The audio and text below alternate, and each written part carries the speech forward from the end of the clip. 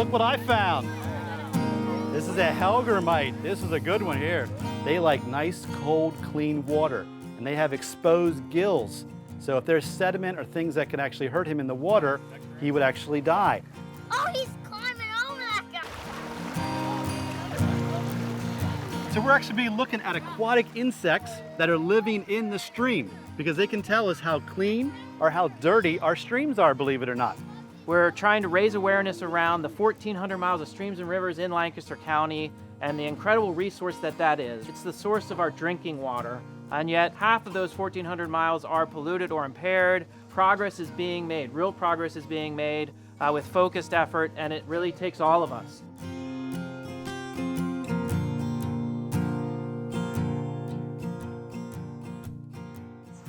Within 5 minutes of coming to the stream, I can usually tell you whether it's in poor, good, or fair condition, and it's not based on a water test kit, but more on what's living in the stream, the insects. And the reason insects work as an indicator is because they have a range of tolerance to pollution. Some are very sensitive to disturbance, and some are very tolerant to it.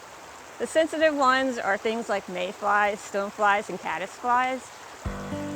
Trees are really important to the insects in the stream because they provide the shade to cool the water off.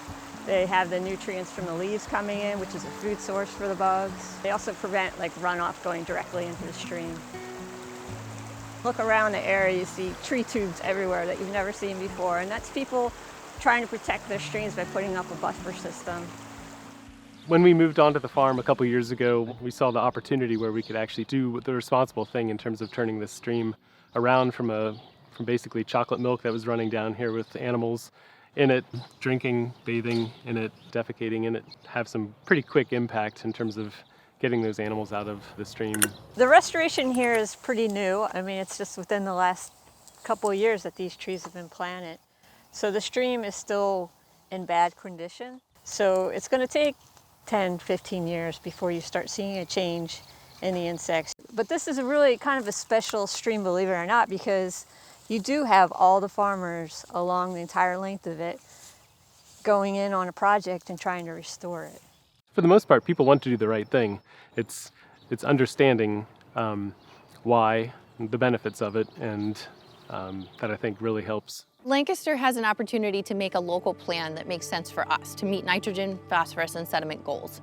In Lancaster, we know that agriculture, we know that urban stormwater, we know that homeowners, we know that every type of land use has an impact on our local creeks.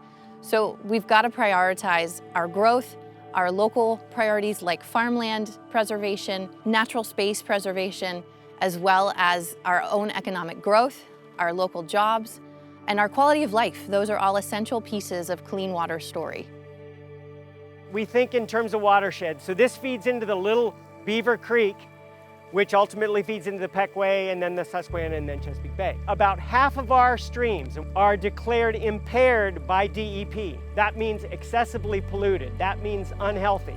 Really, really important story that's going on with this particular stream and not many other streams anywhere else in the county. You can all see that this is an outline of Lancaster County, right? You see the little squiggles on there? There's like 4 little squiggles. And the little squiggle with the red arrow is this stream. These are the only streams in Lancaster County that went from impaired to restored, according to DEP. Why is this stream restored, recovered? Well, I think part of it, without question, is the forest we're standing in right now. Because 20 years ago, what would we be standing in? What was this? 4-inch high, 3-inch high over browse meadow. This is what we have to achieve in all of our communities, throughout all Lancaster County townships, as we are also trying to clean up Chesapeake Bay.